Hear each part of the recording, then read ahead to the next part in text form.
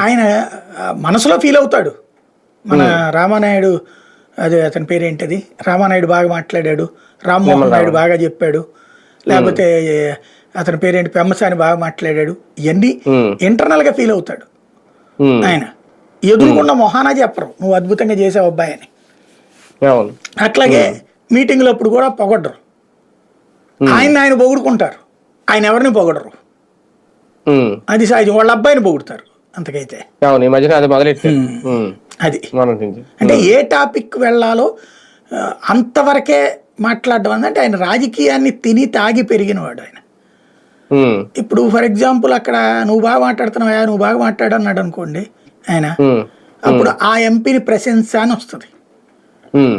అది ఈయనకి నచ్చదు, ఇంకొక లీడర్ అట్లా ప్రమోట్ కావాలనుకోరు. అది ఆయన స్టైల్ ఆఫ్ ఫంక్షనింగ్ అనమాట.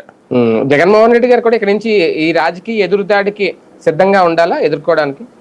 ఏముంది, ఆయనకి ఎదురుదాడి విషయంలో ఆయనకున్న ఏకైక సమస్య ఏంటంటే టీమ్ కాన్సెప్ట్ తక్కువగా ఉంది. ఇప్పుడిప్పుడు కాస్త ప్రిపేర్ అవుతున్నారు. మొన్న అనుకుంటా ఇష్యూ జరగగానే ఒకేసారి 20 మంది మాట్లాడింది మొన్న గుడివాడ హారిక ఉదంతంలో.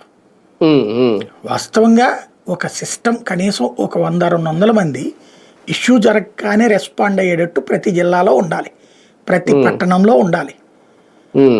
నా కార్యకర్త ధైర్యం చేయట్లేదంటే ధైర్యం చేసేవాడిని కార్యకర్తగా మొబలైజ్ చేయాలి. కార్యకర్తలు 2 రకాలు ఉంటారు. ఆల్రెడీ ఉన్న కార్యకర్త ధైర్యం చేయటం, ఇతను ధైర్యం చేయనప్పుడు ధైర్యం చేసేవాడిని కార్యకర్తగా మొబలైజ్ చేసుకోవడం.